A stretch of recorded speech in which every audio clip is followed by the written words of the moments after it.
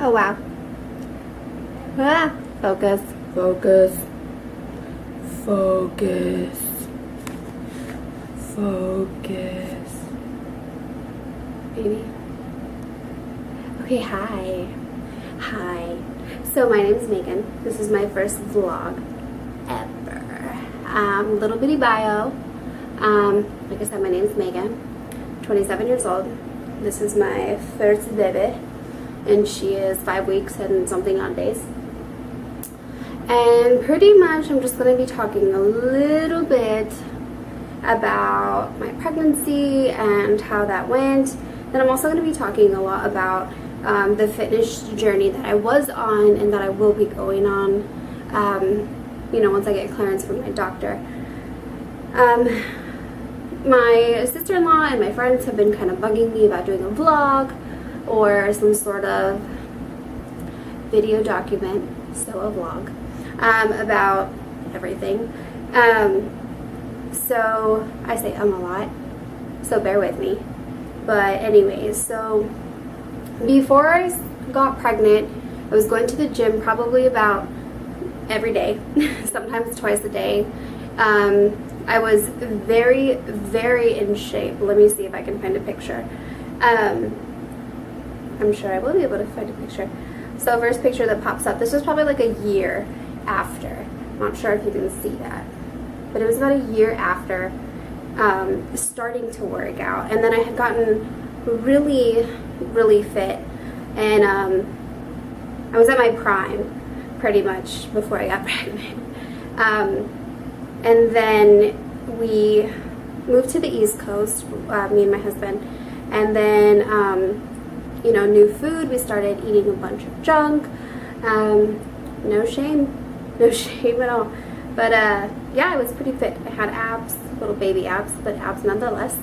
Not sure if you can see this picture. Let me see. But it's gonna go crooked again. But there's that one. Like I said, little baby, very baby abs. But yeah. So, funny story. I'm going to talk about my pregnancy. So, I got off birth control because I had been getting cysts that weren't popping. So they pretty much, my doctor told me I needed to get on regular periods, regular menstrual cycles, so that the cysts could pop. So I ended up taking out my birth control. 3 months later, after being off of birth control, I ended up pregnant, which is funny because I went in for an ear infection. So I went in for an ear infection, and usually my period had been, for the past, 2 months, it had been consistent, like clockwork. So on the 3rd month, it didn't even, nothing. So then when I went to the doctors for my ear infection, she asked me when my last period was. I told her, I'm 2 days late. She said, take a pregnancy test. Took a pregnancy test. It was negative. So then she told me, come back in 2 days and we'll take another one. And I'm thinking to myself, like, why would she want me to take another one in 2 days and come back? Yeah. So at that point, I had told my husband, get used to the idea that I'm probably pregnant. But, it didn't really hit me. So Thursday morning at like 3 a.m., everything's always at 3 a.m. for some reason. So I took a pregnancy test and it ended up being positive. Yeah, so now I'm just going to pretty much jump into my pregnancy. So first trimester, I wrote down notes because I'm a rambler, obviously, and I wanted to kind of make sure that I stick to what my plan is to talk to you guys about. So first trimester, I started off at 145 and I was super nauseous pretty much all the time. Let's see. I was going through caffeine withdrawals because prior to my pregnancy, I was on fat burners. I was taking pre-workout, BCAAs, was taking creatine, a bunch of multivitamins, which, multivitamins, but, so I was going through caffeine withdrawals from the fat burners and the pre-workout and stuff. And then I was still working at the time. So I had a lot of fatigue. I was really, really irritable and moody, and I just hated my job and hated the people that I worked with. I had a super picky appetite. I only wanted junk food, like hot Cheetos and donuts and cake and burgers. And I was vegan before I got pregnant. So I was like, I remember telling my husband, I just want a burger, a two-handed burger that I can just scarf down pretty much. And I did just that. I got a two-handed cheeseburger and just scarfed it down like nobody's business. When I found out I got pregnant, I was at 145. So even that for me, I think before we got to the East Coast, originally I'm from the West Coast, born and raised in Yuma, Arizona. Whoop, whoop. So I was 125 when I left Arizona. When I got here and found out I was pregnant, I was here for 3 months. I gained 20 pounds in 3 months just from eating the food on the East Coast. I will give you guys that. East Coast food is amazing.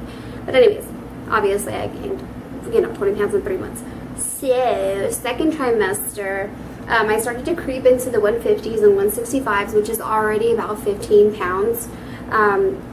That's when obviously my diet was still really crappy. I still had a really picky appetite, if any appetite. At that point, my depression hit really hard. I mean, I had depression before, but I had always kind of, self-soothed by going to the gym and exercising. But at that point in my second trimester, there was no going to the gym. I was always tired, and, I wasn't eating right to be going to the gym. So it just, plus I was so scared. I was so terrified to work out. With her in my belly, I was like, holy crap. How am I going to work out? Because I'm one of those people that kind of beats up my body when I'm in the gym, and I obviously couldn't do that with that being her home. So, so my depression hit really hard just because I didn't have that outlet of going to the gym. I also started to get stretch marks, which is something I've never really had before, so I started to kind of freak out a little bit. Let's let her little bald spots breathe a little bit. After that, I was really closed off and overly sensitive. Both me and my husband are very sarcastic, so it came to a point where we couldn't even be sarcastic with each other because I was so emotional and sensitive that I would just take everything so personal, which it caused a lot of bickering and fighting over nothing.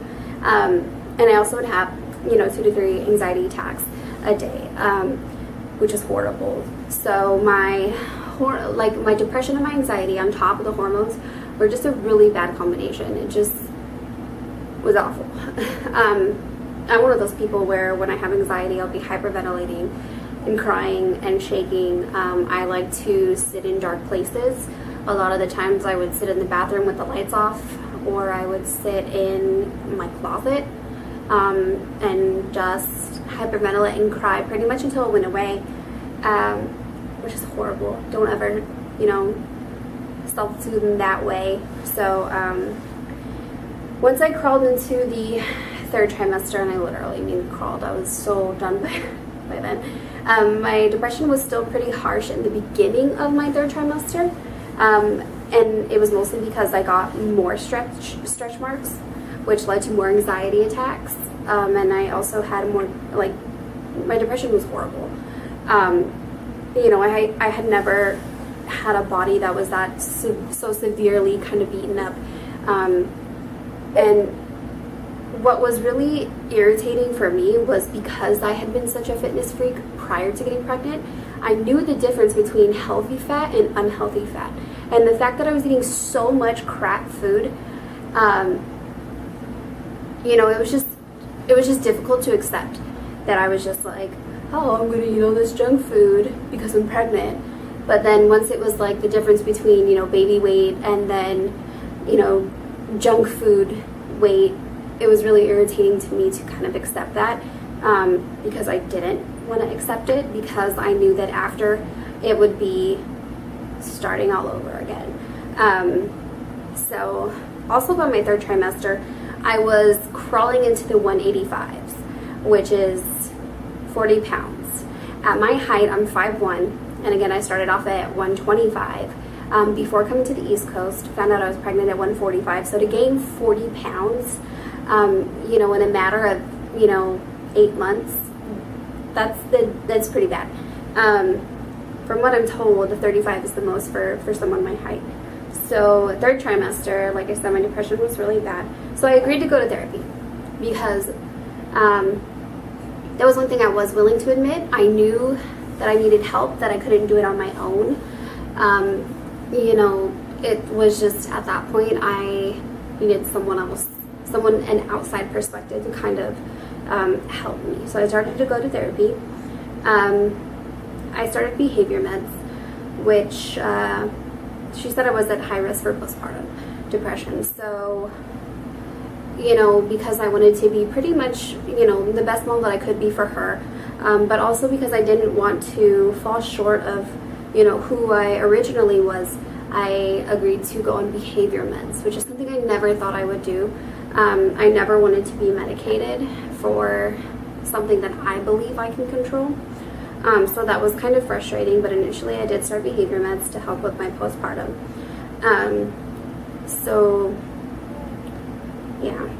That was really hard, was to take medication, because I was really worried that I would start the medication and I would be taking it, and that I would be a better person because of it.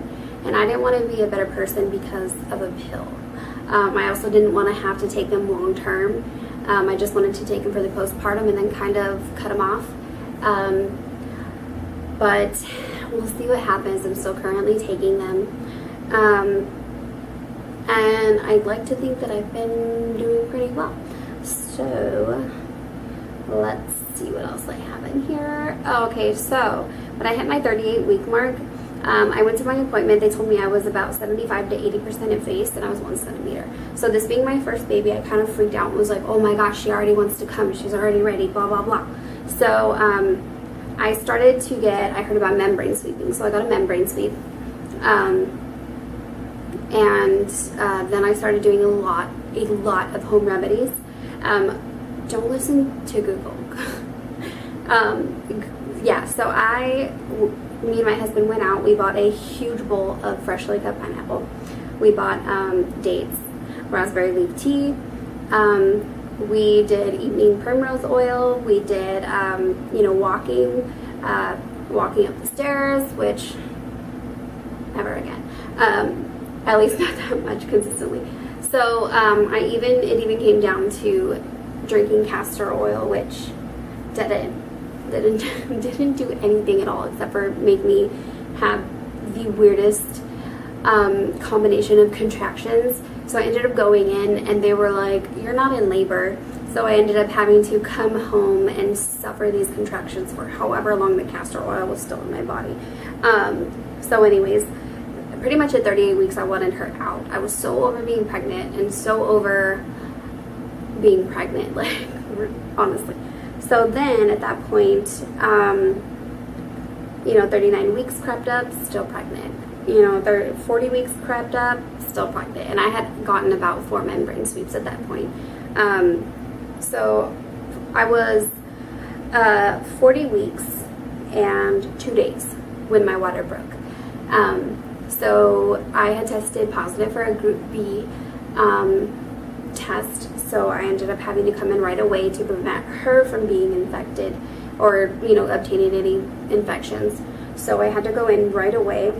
For those of you who don't know what a Group B test is, you usually have to get one when you're pregnant.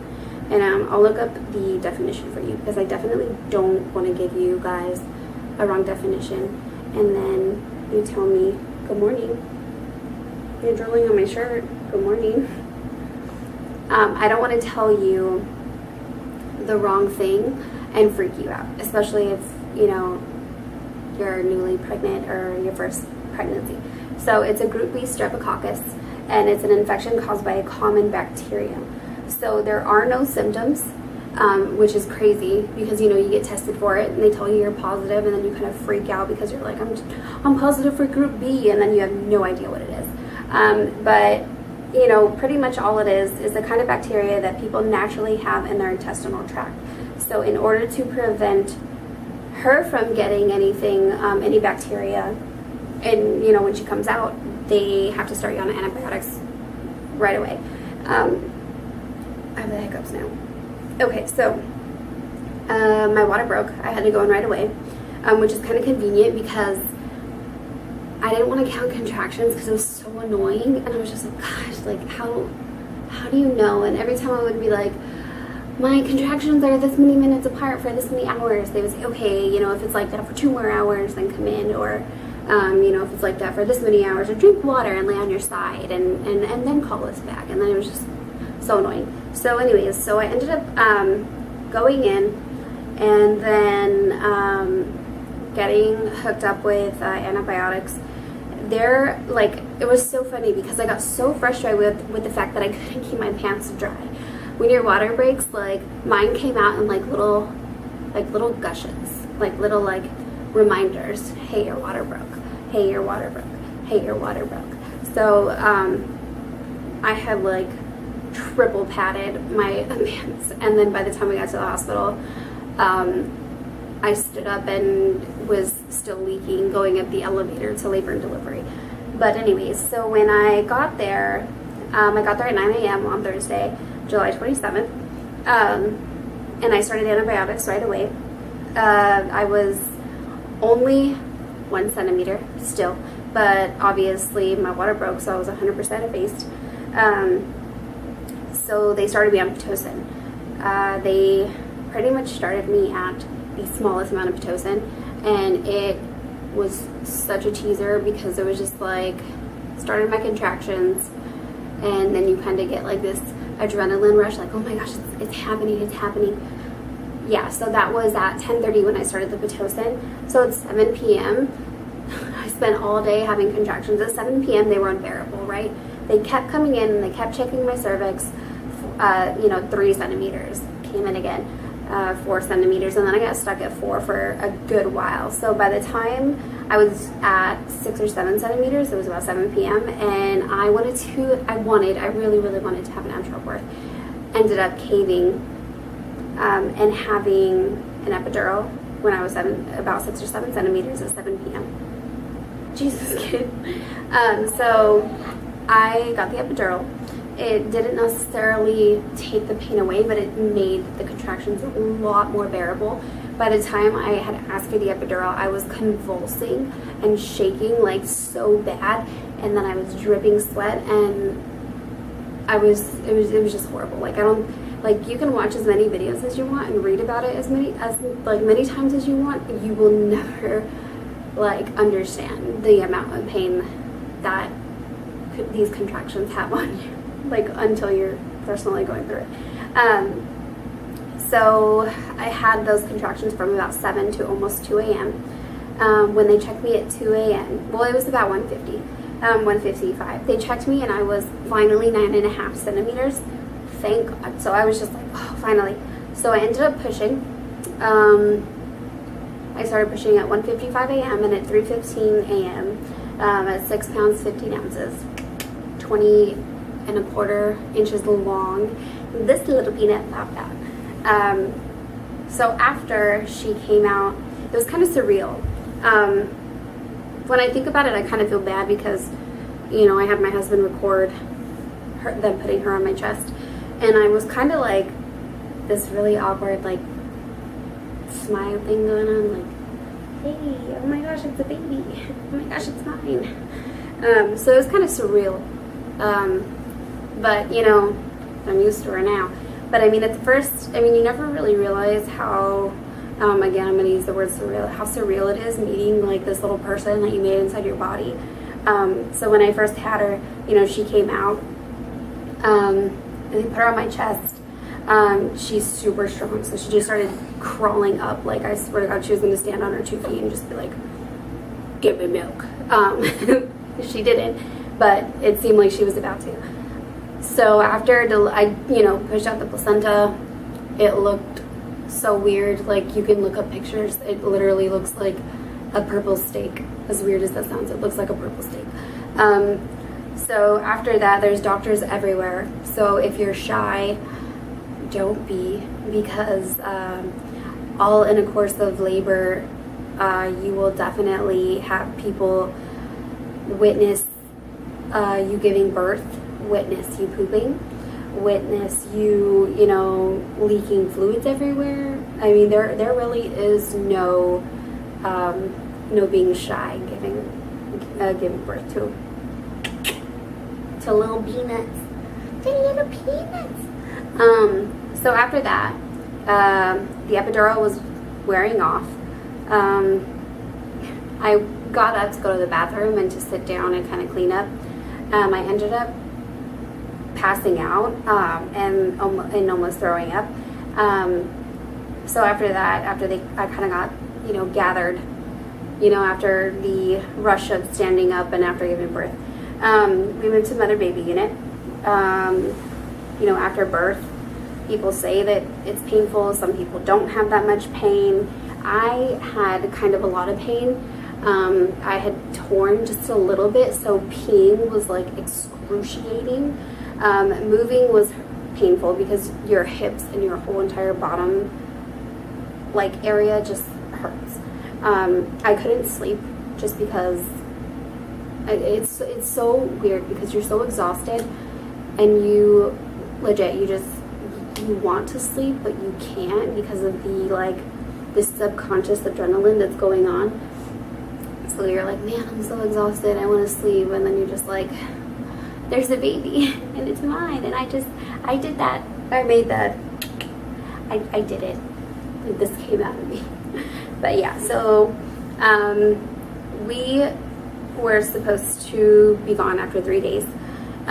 She had tested positive for jaundice, so she ended up being admitted. She had to be under the bilirubin light for 24 hours. So after a bajillion foot pokes and testing,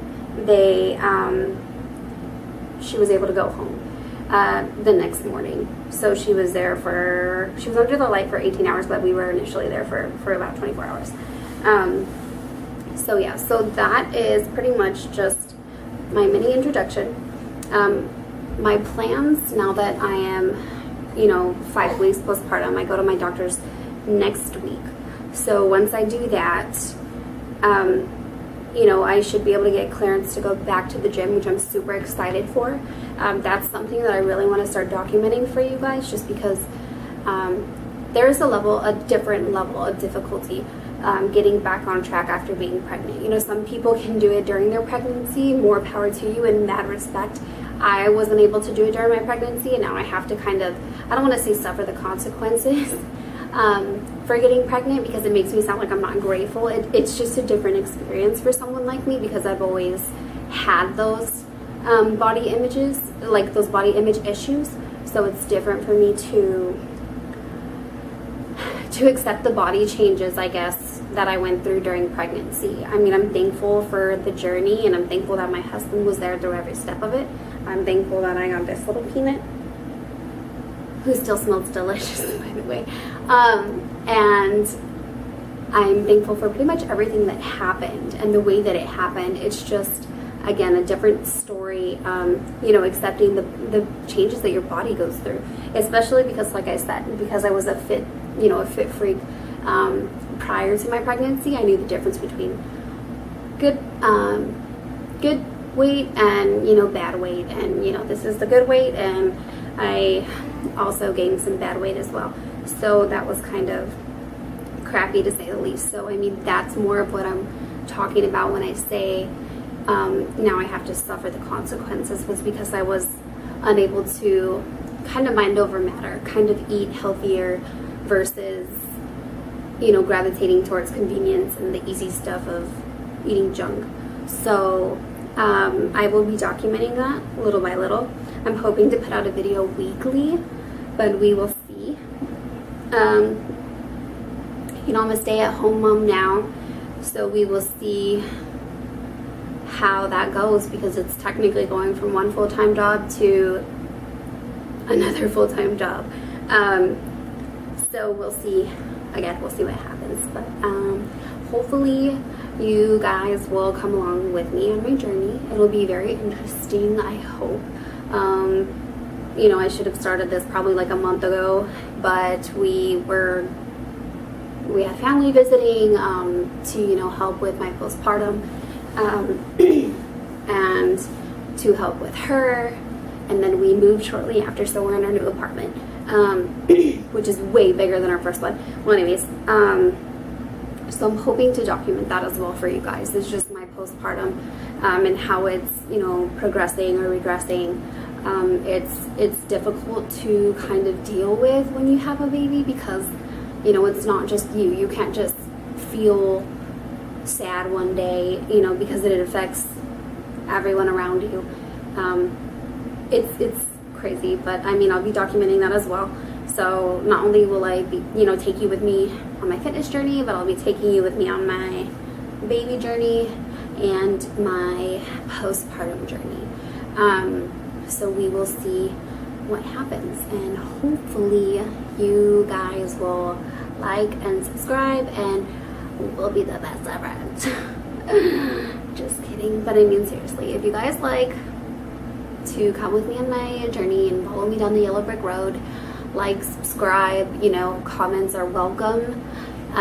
If you have questions, I can kind of only gauge the answers from my experience, but, you know, any advice is better than none. So, you know, ask away. Other than that, it was very nice talking to the camera for probably the last, you know, 15-20 minutes. Hopefully I will see you guys soon, like next week probably. She's sleeping right now, but let me introduce you to my little peanut. Her name is Charlotte Olivia, but I call her Peanut. She's sleeping, but yeah, until next time, bye guys. Where's the record?